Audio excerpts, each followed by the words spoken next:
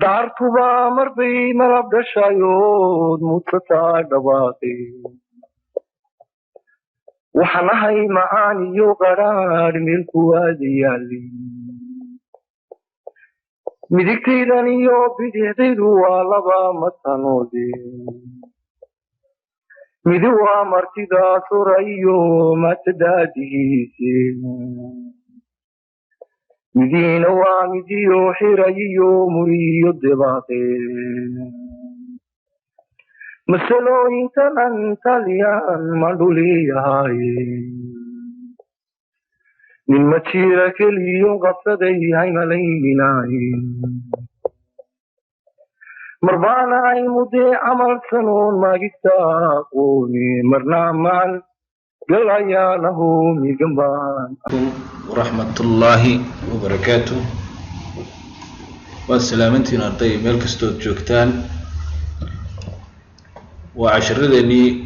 أونلاين كاها حيسدي وجوه الرئيسي فصل الصدحات الدكسي قصره عقال سكندري سكول ومعلم كيني ديوان عمر عبدي وحان يدين سو تبين دونا 10 كميد 10 نو سعودي مادة في Soomaaliga ama Suugaanta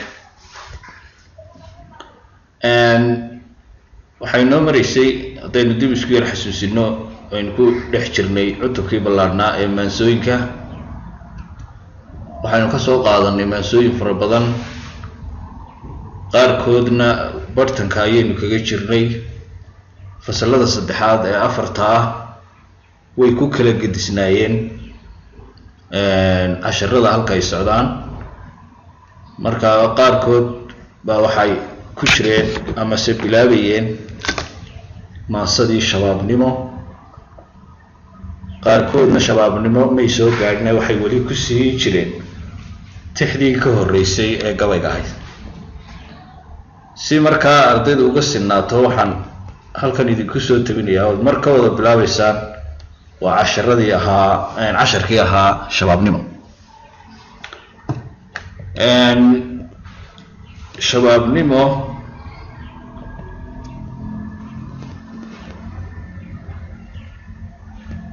وهاس أريك شباب نمو هذه هان وحوي ودلير نمو في Soomaaliya يريد بدنا الله يقان باكر وحكم الداير وحكم الضربار كشباب نمو وحوي والدايرتو كشكان زمان صدو أما سداليرتا داليرنمadu muhiimada ay leedahay waxaad ka garan doontaa markaynu maasada dhex galno oo ninka gabayaaga inoo sheegaya fikir yar oo qaldan in laga qaatay dhallinyartu ka qaadatay mowduuca ah shabaabnimada oo qaarba si u arkaan dabadeedna hab su'aalaysan oo xikmadaysan buu u fahamsiinayaa shabaabnimadu siday moodayaan inaanay ahayn ay ka gedisan tahay shabaabnimo waxa lagu sheegaa waa da'da loogu jecel yahay cimriga bini aadamka da'da loogu jecel yahay waxa lagu qiyaasaa muddo 30 sano waa laga soo bilaabo 15 ilaa la gaariyo 45 dadka qaar sidaas ay u qiimeeyaan dadyoga kale dunida inagula nool ee gaaladu ka mid tahayna waxay yiraahdaan ma yana shabaabnimadu waxay ka soo bilaabantahay dhiig 18 ilaa 45 iyaguna intaas ay ku qiyaasaan oo 22 sano ay ku sheegaan si doontaba ha ahaatee shabaabnimadu waa waqtiga dahabiga ah ee qofka bini aadamka soo maray noloshiisa waa xilliga loogu kalgacayl badan ee loogu jecel yahay cimriga bini aadamka waa xilliga uu qofku wax walba qabsan karo waa waqtiga xataa iska daa wax kale oo cibaadada iyo diinteena markaad eegto aad loo amaanay xilligaas ama da'daas jiilka dhalinyarta dhalinyarnimada waxa lagu sheegaa waa waqtiga qof walba iska jecel yahay inuu ahaado dhalinyar haddaad u fiirsato ilmaha yar wuxuu mar walba ku taamaa ama se isgaashiya ama carabka ku dhuftaa inuu yahay nin weyn oo dhalinyar ah yaraatuu diidaya waxa ku socdaa cimriga uu la jecel yahay dhalinyarnimada ninka weyn ee kotonka iyo wixii ka sii weynina ee ilaahay odayga in la yiraahdo wuxuu isna ka jecel yahay waar hebel iska waran iyo walaal maxaad sheegtay buu ka jecel yahay oo inuu dib hoos loo celiyo oo dhalinyarnimada aanu ka faaruqin waxaad halkaa ka garanaysaa cimriga inuu yahay cimri dahabiya oo qofka bini aadamka noloshiisa ay aad lafdhabar uga ku tiirsan yihiin maasadan markaa waxay nagala hadli doontaa waxyaabo badan oo dhowr waxyaabood oo ku saabsan shabaabnimadaasi waayo haddaynu haddaba bilowno waxaa tiriyey heestan abwaanka da'da yar ee magaciisa la yidhaahdo maxamed muumin axmed oo lagu naanayso ababe maxamed muumin axmed oo lagu naanayso ababe waa naanaystiisa maxamed muumin axmed waa ninkaa sawirkiisu halkaa inooga muuqdee waa halabuur da'yar oo sanadka 1979 ayuu ku dhashay tuulo yar oo la yiraahdo daabiyada oo la yiraahdo weerar oo ka tirsan gobolka Awdal waxaanu ku barbaaray magaalada Boorame ee xarunta u ah gobolka Awdal ayuu ku barbaaray macnaha ku barbaaray waxa loo jeedaa noloshiisii intii ugu horeysay ee uu aqliyeysanayay ee ilaa uu soo noqonayay dhalinyarnimo halkaas uu ku soo qaatay waxbarashadiisii hoose dhexe asaasiga waxa la isku yiraahdaa waa dugsiga hoose iyo dhexe oo la isku daray fasalka koowaad laga bilaabay ilaa fasalka 8aad wuxuu ku qaatay magaalada Boorame kadib markii inta halka ku dhameystay wuxuu ilaahay qadaray inuu wareego dalka Djibouti magaalada madaxda dalka Djibouti uu ku nool yahay hadda wuxuu tirsadaa markaa waa nin reer Djibouti ababe hadaba tixdan waxa uu ku sifeynayaa dhalinyarnimada iyo qiimaha ay leedahay isaga oo dhinac kalena u sheegaya da'yarta oo fikirka qaldan ka aaminay shabaabnimada qiimaheeda u sheegaya da'yarta fikir qaldan ka aaminay oo shabaabnimada wada qaldan la martay isla markaasina shabaabnimadana u arkay wax aan sidii saxda ahayn oo arkay oo qaladaad ka fahmay isla markaana habdhaqankeeda leexday ama leexiyay ayuu farta ugu fiiqaya shabaabnimada iyo barbaarnimada iyo da'yaraantu qiimaha ay ku leedahay nolosha ayuu farta ugu fiiqaya waaya ababe hadaba tixdii shabaabnimo isagoo arrimaha dhowrka ay nogala hadlaya wuxuu u dhigay qaab weydiimeed buu tixda u dhigay qaab weydiimeed maxaa loo jeedaa qaab weydiimeed wuxuu inagula wadaagayaa qaab weydiimeed buu tixda inoogu dhigay qaybka weydiintu waxa la yiraahdaa sida bini aadamku wax isku fahamsiyo waa heerarka ugu sarreeya wuu inaga qayb gelinayaa oo wixii uu doonayo inuu inoo sheego ayuu inagana inoola wadaagayaa uu leeyahay shabaabnimadu ma noocaas ba jawaab hadda kaama rabay karo jawaabtii isaga inoo soo wada laakiin si aad u sii fahamto ayuu qaab weydiimaysan hadalka inoogu dhigaya wuxuu inoola hadlayaa qaab weydiimaysan oo su'aal oo kala oo uu inoola wadaagayo waxa ay barbaarnimadu dhab ahaan tahay barbaarnimada iyo dhalinyarnimadu waxa ay dhab ahaan tahay ayuu inoo sheegaya wuxuu yiri shabaabnimo maxay tahay ma shamiis la qaato shaarica la keeno dukaamada sharaxan oo qofkii shilima haystaa iska sheegan karaya waxa su'aashay walaanta su'aalkaas wuxuu inoo leeyahay shabaabnimadu dad yahow dhalinyarey shabaabnimadu ma waxa weeye ma shamiis la qaataa shamiis ereyada macnaheedu halkan ay ugu qorayaan arday shamiisku waa shaarka waa shaatiga la qaato marka dhalinyarnimadu maxay tahay buu ku yiri ma shamiis la qaato shaar la qaato oo shaarica la keeno oo la xaraga yimaado oo dukaamada iska yaal oo lacagtaaduna ku hayso oo qof kasto hanti leh iska qaadan kara dhalinyarnimadu taasa kulay shabaabnimadu waxa weeyaan shaar la xidho oo lagu xarago wuxuu halkan noo qorinaya dhalinyarta qaar kood baa dhalinyarnimadii barbaarnimadii waxay u fahmeen inay tahay dhar kale la kala bedbedelo labiska oo hadba nooc loo xidho shaarasha oo nooc ka dambeeyay moodka iyo casriga la isticmaalo dabeedna wadooyinka la maro si loo yiraahdo hebel waa kaasoo nin dhalinyaro hoo libaaxaho uu ma garanaysaa wadadii saxda ah wanaagsan oo amaan ku helo markaasuu su'aal inaga weydiinaya wuxuu leeyahay waa shabaabnimadu waxa weeye shamiis inta la qaato shaarica iyo wadooyinka iyo suuqyada laga tago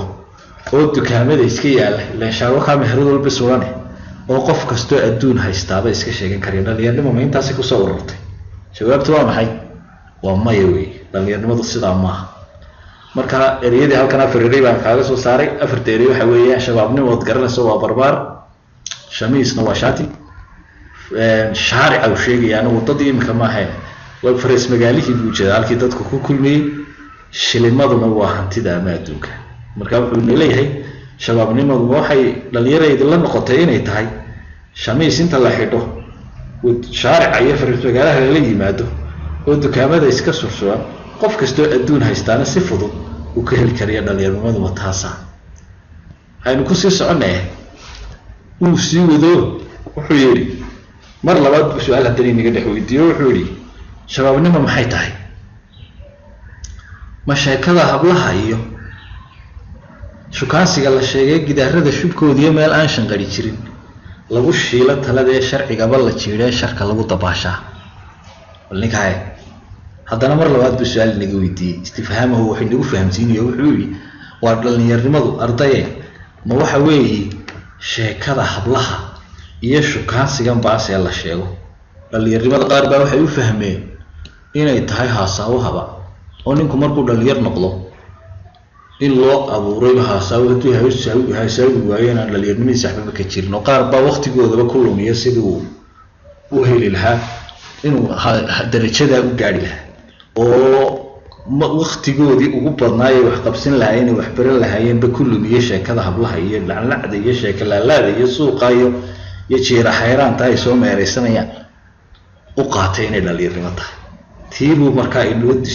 qoysinayaa wuxuu yidhi dhalinyarnimadu ardayna waxa weeye sheekada hablaha iyo shukaansiga la sheego shukaansigu waa hasaawihii ereygaasi xamarka yaqaano hasaawihii ma sheekada hablaha lala hadlayo iyo hasaawaha dadku sheegaanba fikirkaasi waa fikir gaalada waxay aaminsan yihiin inay tahay dhalinyarnimada ama waxa loo yaqaan teenage inay tahayba lafdabar ay u tahay daayiraanta inay sheekaystaan ay samaystaan xiriir waxay u bixiyeen friendship waa maxay xiriir saaxiibtinimo inanku markuu dhalinyareeyo waa inuu saaxiibada yeesho inantu markay dhalinyareyso waa in iyaduna inuu saaxiibo yeesho haddii kale dhalinyarnimadooda waxba kama jiraan waa fikrad laga soo waariday markaa dadyo shisheeye oo aan diinteena haysan marka wuxuu leeyahay dhalinyarey bi waayo ma waxaad u qaadateen shabaabnimo inay tahay sheekada hablaha iyo shukaansiga baas ee la sheego ee gidaarada shubkoodiyo meel aan shanqari jirin lagu shiilo taladee sharcigaba la jiiray sharka lagu dabaasha dhalinyarnimadu kuwa sidaa u qaatay waxay la gashaa inay falal xun oo fusuq oo diinteena iyo dhaqankeena suuban aanu ogolayn inay ku kacaan qaarkood baad arkaysaa iyagoo dhalinyaro guryahooda jooga ku kacayo falal waaweyn oo xun oo garanaysaa fusuq oo diinteena aan ogolayn oo sinadu ka mid tahay dabeedna inantii gurigooda joogtaa lagoona way uuraysatay ama inankii hebelo gurigiisa jooga loo inan baa sheegatay waa faxshay waxa weeyaan dhalinyarnimada kuwa fikrada aqalka ka qaatay marka wuxuu yiri ma waxa weeye dhalinyarey ma waxa weeye shukaansiga hablaha la sheegay ee meel gidaarada shubkooda iyo meel aan shanqariba jirin macnaha la isla dhuunto marka dhalinyartu daylo waxay waa wax fool xun la isla qarsado oo dooxyada iyo gidaarada iyo seesaska dubay iyo guryaha iyo gudaafadaha la isla tago meel aan cid kale joogin oo shanqari jirin lagu shiilo talada macnaha lagu sheekaystay qaladka la isfahamsiyo ee marka dambana sharcigaba la jiiro qaanuunkii iyo xeerkii islaamkaba ama kii bini'aadamtinimadaba laga tallaabsado mararka qaarkood ba kufsi lagu dhaco mararka qaarkood ba zina weyn lagu dhaco oo marka halkaaba dambi ka yimaado ee sharka lagu dabaasha ereyada marka halkan inagu jira waxa weeyaan shukaansi waa saaw shubka oo dhiska ama gidaarka shiilo lagu lafaguro buu u jeedaa sharkuna waa dambiga marka su'aasha jawaabteedu waa mayade dhalinyarnimo hasaawo hableed la hasaawo gidaarada lala tago marka dambeysina lagu dhaco maaha mar kale haddana wuxuu inay qaar baa fikrad kale iyaguna ka qaatay bal kuwan farfadhiya bal hada arday waxaad u fiirsataa qolooyinkii iyaguna farfadhiya ee dhalinyar xilligay wax qabsan lahaayeen meel maqaaxiya un qaraabo ku cunayay sigaarkana ku jiidayay waqtigoodiiba intaa ku lumiyay halkaa ku wada ilka beelay ku luga beelay dhalinyarnimada ma taasaa buu leeyahay wuxuu yidhi mashriiga heese maqalkaba shufteeyee shaahiyo sigaarkiiyo shajarkii qadhaadhaa marka la isku shuuqsado shimbiraha codkoodii shanshan loogu heesa yaa salaam wuxuu yidhi dhalinyarnimadu ma raadiyowgan heesaya heesaha iminka raadiyo cidma dhegaysateen bitri bay dhegaystaane ma heesaha kawda la geynaye maqalkaba kharibaya macnaha dhagaha wasakhaynaya shifteeya khaaquliye khariba ee shaahiyo sigaarkiiyo shajarkii qadhaadha saddexdaa laysku laabo waa shaahi waa sigaarkii baasaay la dhaqiijinayay shajarkii qadhaadhana waa geedkii qaadka ahaa saddexdaa ninku markuu isla helo dhalinyarnimadu ma taasaa imbitriyada meelaha gudubka ee maqaaxiyaha lagu dhageysanayo ee marka saddexdan la isla helo waa shaahi iyo sigaarkii iyo shajarkii geedkii qadhaadhaa shajar ereygu waa afcarabi laakiin halkan waxay ku jirtaa waa qaadkii marka la isku shuuqsaday intaa la isku muudsaday la isku laasto shimbiraha codkoodii shanshan loogu heesa la mirqaamo ee wax alla wixii afkaa kusoo dhacaba la iska yidhaahdo dhalinyarnimadu ma taasa oo qaar baa dhalinyarnimada waxay u fahmeenba inay tahay qaylaad iyo balwad la barto oo midba midka kale ugu faano yidhaahdo shalay waan fiixinayo shalay nairobi baan gaadhay shalay talbaan tagayo shalay halkii ugu sarreysay marqaan ayaan gaadhay sababtu waxa weeyaan geelbawiskeeda baraayo in hore ayaa dariiqaa martay intii hore dariiqaa martay unbuu isna ka hidaaya socda markaas wuxuu haystaaba dhalinyarada inay tahay qaylka iyo gidaarada lagu shuuqsanayo shaah iyo sigaarka iyo geedka qaadka eriyadana markaa kaga soo baxay waa shariik raadiyaha loo jeedaa maqalka waa dhagaha shifteeya khaaquliya makhriba xumeeya shajarku waa geedka qaadka shuuqsadana waa la isku laasto kusii soco ardaye wuxuu halkan inoogu sheegaya haddana kuwa afraad oo iyaguna dhalinyarnimada qalad kale ka fahmay oo kooxo wixii gaangiska loogin jiray berigii hore lagu sheegi jiray caalamka horumaray la soo baxa oo koox inta maanta oo dhan la wada ciyaaraha habeenkii la isku kaco faashis iyo la isla dhaco markaa wuxuu yidhi mashirqoolka maalmahan dhalinyaradu sheegtee kooxaha shirshiraya isku shiidayaanba dhalinyarnimadu ma taasaa haddana mashirqoolka maalmahan shirqoolku waa dabinka la isku dhigo waxaanu nidhaahno fajida imka u bixinay ee la isdabo mashirqoolka maalmahan dhalinyaradu sheegtay ee la midba midkii kale u laaqayo ee midba midkii kale gaadayo oo midba midkii kale ka kala gurdaradiisa ka shaqaynayo ee kooxaha shirshiraya ereyga shirshir waa tamashlay kooxaha iska bilaash socda shirshirka waxa la yiraahdaa socodka aan ujeedo lahayn ee qofku iska meehanaabo uu iska agagasmeero ayaa la yiraahdaa shirshir kooxaha markaa dhalinyarta ee tiimamka ah ee shirshiraya ee iska socda meelaha markay tagaan isku shidiyaan taas habulay dhalinyarnimadu intaas hadaba markuu inoo soo sheegay afartaa qodob ee uu inayidhi dadii hoos sidaas dhalinyarnimadu miyay tahay ayuu jawaabtii isagu ina siiyey wuxuu yidhi aan sharaxa jawaabtee shabaabnimo waxay tahay shay nolosha aadmiga mar qudhuun ku shaacabaxa hadduu kaa shareertana waa shay aan soo noqon shaybaha gabowbaana xusuus buu ku sheega wuxuu yidhi jawaabtaan kuwa caddeeya haddaba dhalinyarnimadu waxa weeye shabaabnimo waxay tahay shay nolosha aadmiga mar qudhuun ku shacbaxa waa baal dahaba oo nolosha mar uun soo mara waa waqti dahabiya oo nolosha mar keliya uun ku soo baxa dhalinyarnimadu sibiq bay qofka biniaadamka ku soo gashaa isagoo qofku aan is-ogeyn buu dhalinyarnimada soo galaa isagoon is-ogeynna uu ka baxa markaasuu wuxuu yidhi waa shay nolosha aadmiga mar qura uun ku soo shacbaxo oo ku hana qaado mar keliya noloshiisa ku bilaabma hadduu kaa shareertana mar hadduu sibiq kugu dhaafo uu kaa qarsoomo uu kaa libdhana waa shay aan soo noqon shabaabnimadu mar hadday ku dhaafto waa waxaan soo noqonin waa waqtiga rasuulku sheegay calayhi salaatu wasalaam 5 ka faa'iidaysta 5 hortood waxaa ka mid ahayd shabaabnimada ka faa'iidaysta